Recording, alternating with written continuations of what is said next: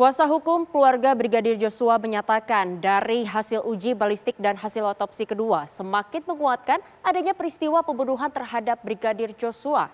Sementara itu mantan Kabareskrim Komjen Pol Purnawirawan Ito Sumardi menyatakan hasil uji balistik bisa mengungkap siapa pelaku pembunuhan Brigadir J. Tadi kan saya sebutkan bahwa ada pecahan kurang lebih 5 atau 6 ya di dalam itu kan kalau untuk proyektil. Lalu ada luka-luka yang lain ya, yang mungkin kalau saya jelaskan terlalu panjang. Ada berapa peluru, Pak? Kami, saya mesti baca lagi antara 4 atau 5 ini kas lubangnya. Cuman ini belum pasti. Nanti kalau saya sampaikan nggak pasti kan nggak enak. Saya hanya mau menyampaikan yang pasti-pasti saja. Jadi secara garis besar dari temuan-temuan ini, dari hasil otopsi kedua yang disampaikan oleh dokter yang kami tugaskan, ini semakin menguatkan apa yang menjadi dugaan kami dan apa yang kami laporkan ke Mabes Polri, adanya dugaan peristiwa pembunuhan. Ini semakin menguatkan, Mbak, versi kami. Bisa dijelaskan, Pak, kenapa kemudian semakin menguatkan dugaan dari pihak kuasa hukum terkait dengan dugaan pembunuhan ini? Iya, karena ditemukan luka-luka yang tidak wajar ya, dalam artian akhirnya menjawab juga. Tadi seperti tadi ada tembakan yang diduga dari belakang, dari hasil pemberitahuan dari dokter kita. Lalu ada luka di jarinya itu yang ada resapan darah, dan menurut dokter kami ya ataupun tenaga ahli medis kami mengatakan kalau ada resapan darah itu kemungkinan ada tekanan. Nah, tekanan itu bukan hasil dari peluru. Lalu luka lebam di kaki. Luka lebam itu tidak dihasilkan oleh peluru, Mbak Gita.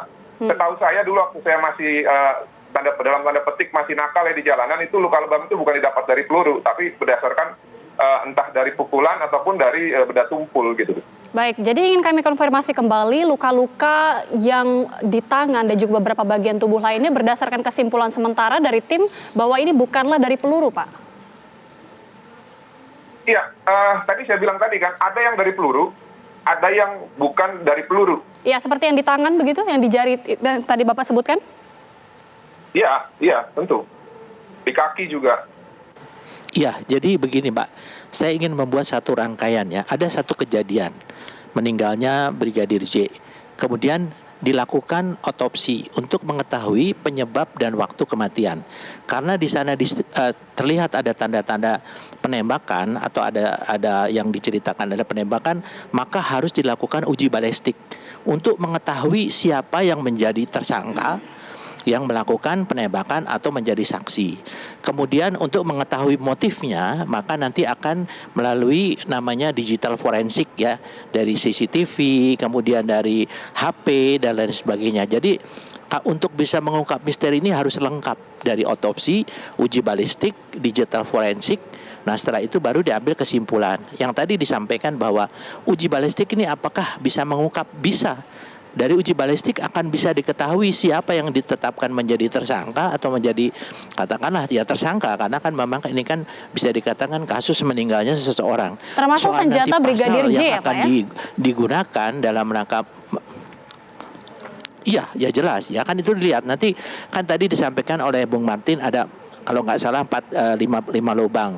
1 peluru ada di dalam proyektil, tapi ada proyektil lain yang ada di sekitar TKP. Ya yang menembus badan itu proyektilnya ditemukan. Kemudian ada selongsong juga. Setelah itu kalau senjatanya ini sudah ditetapkan punya Brigadir J, maka ada inafis karena dia kan tidak pakai sarung tangan. Ada sidik jarinya. Ini semua sudah berjalan yang dilakukan oleh tim sus. Jadi saya kira mungkin kita tinggal menunggu saja hasilnya yang dikawal oleh teman-teman Komnas HAM, Kompolnas, IPW, termasuk pengacara. Ya mudah-mudahan hasilnya nanti betul-betul objektif dan transparan. Demikian, Mbak Anggi. Oke.